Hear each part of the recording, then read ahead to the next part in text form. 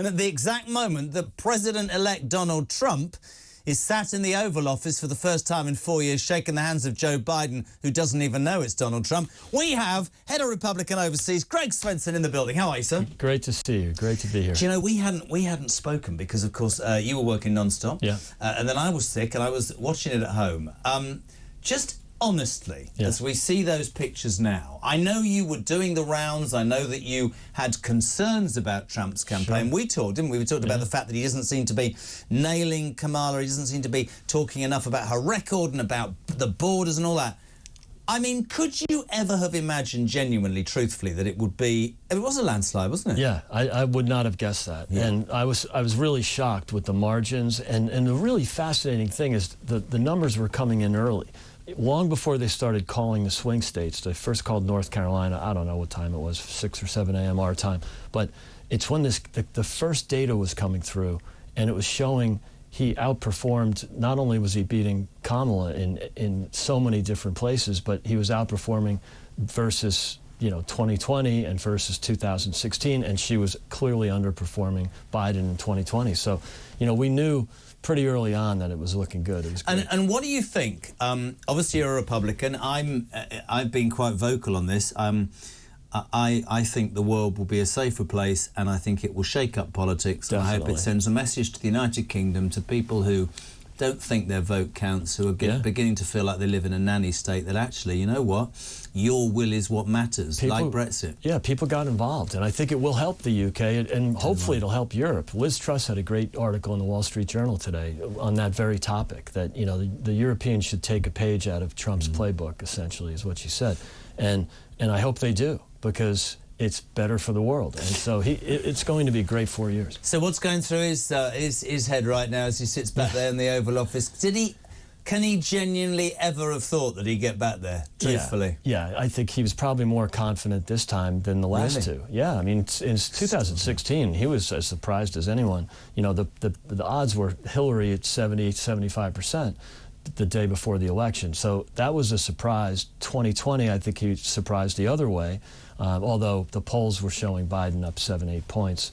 So this time around, there was real momentum, and the campaign knew it. I was talking to some people in Mar-a-Lago that night, even before the numbers started coming in, and there was a real confidence there. They must have had some internal polling. JL Partners did a great job here. And also, as we watched the beginnings of the transition, obviously much was made of 2020, but let's just talk about now. Yeah. Watching him from that first night and watching some of the appointments. I mean, they've been jumped on today. Yeah. The Chief of Staff, Susie Wiles, that's great, isn't it? That's a great Very good call. She runs a tight ship. Yeah. And she's done it for a long time. She started with Jack Kemp, who was really the politician behind supply-side economics, which became Reaganomics. So, she goes back to the late 70s with Jack Kemp, early 80s. She worked for Reagan. She's worked for the Bushes. So she's worked, in establishment politics, but also has piled on to the Trump chain, the new Republican Party. Would it be fair to say that the Donald Trump in 2016, the businessman who didn't think he was going to win, didn't really understand the machinations of Washington enough, and that it's a different animal now? Because there seems to be, although I absolutely accept that a lot of people are saying, why would that guy be defense secretary? We'll deal with it. That's Donald Trump's. But I remember last time, people would come and go within weeks, months. Yeah. There seems to be a better plan this time. Would that be fair enough? Yes, because Trump knows Washington now. He knows what the barriers are. He knows this bureaucracy is so bloated, and they were really against him in his first term. I mean, most people, call it the blob over here. The blob is there, and most of those people are left-leaning, to say the least. The government, really since 2009, when Barack came in, it's just completely bloated, and they are all... What does that sound like, folks? It sounds like Whitehall. That's right, and they're also very left-leaning, right? So they hated Trump in the first term. I hope they don't have that option. If they're smart, they'll come around to it. Well, let's bring it to that. Elon Musk, a man who, I mean, let's be perfectly honest. I said earlier, I'd love to know what you're thinking. A lot of people disagree, but Elon Musk, the most successful businessman in the world, forget the money, the most successful man in the world, is going to head up a Department of Government Efficiency in Trump's cabinet. Now, this is not a political appointment, so somebody said, how are they going to set up a government department that's not involved? Who's going to pay for it? Probably Elon Musk. I don't see there's anything wrong with getting amazing businessmen. Varaswamy, whatever his name is, he's a billionaire as well. He's going to be part of it. Up, Why would you not bring that experience to a government? Yeah, you want that. And the last administration was all government people and lawyers. Yeah. And, you know, Biden's the classic case, but even Kamala, you know, had been basically on the taxpayer dime since birth. And so it's really great to see outside people coming in, and you cannot argue that Elon Musk is an innovator. I mean, obviously, right? Just a bit, yeah. You know, another rocket has got up. This is going to be disruptive, and it should be. We want disruption, you know. And Trump is a disruptor. He was in his first term, but now he's got a whole team. And these are all. Look at the people that piled on with Trump versus the people who endorsed and piled on with Kamala, right? Politically, she had Dick Cheney, who's a very much old Republican establishment, and then all the support from Bill Clinton, elected 32 years ago, Barack Obama, elected 16 years ago. Everybody was yesterday's news. Yeah, they're in the past, you know, and yes, there was many other reasons why she lost, but having the celebrity endorsements and that were paid, by the way. But this is really, they were paid? Yeah, of course, yeah. Who, but what, the celebrities were paid? The campaign, she burned through $1.5 billion. It's unbelievable. Did you hear that, Ryan? They paid the celebrities to endorse her. Well, Oprah's denying it, but... Of course Oprah's denying it. Listen, I'll tell you what I thought was really interesting as well, and I'd love to know, by the way, if you're listening, 0344 499 1000, what do you make of this?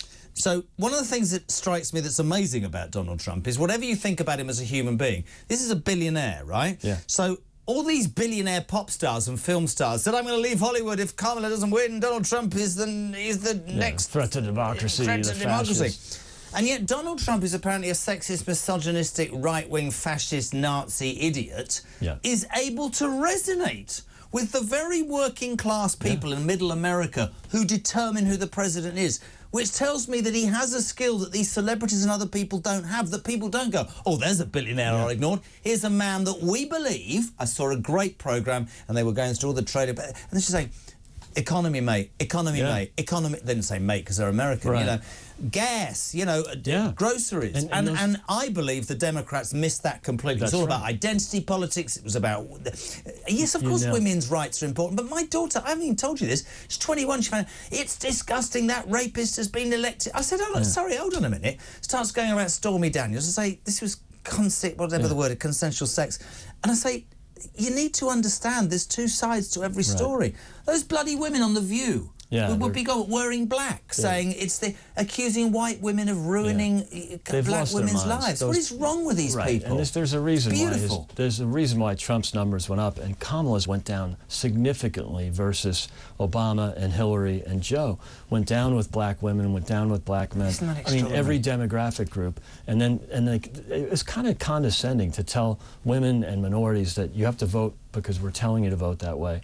And forgetting that they do have agency. They do understand that inflation is important, that men playing in women's sports is disgusting. Of course it's disgusting. There's just so much nonsense. It's not fair. And they just assume that women only care about one thing, and that's abortion. And that's just really condescending, because there's so much more to American women. Do you think that she was genuinely surprised by the scale of the defeat? Do you think she genuinely thought she was going to win? I think so. I bet she was surprised. But they don't have their finger on the pulse of the American people. So the next 4 years, Trump 2.0, we haven't got much time. What happens? Is it high tariffs? And I mean, I love the fact COP29, no bugger turned up, because that's not going to happen again, is it? That is so over. And the so-called Inflation Reduction Act, which was very inflationary, that will be peeled back, as much as they possibly can.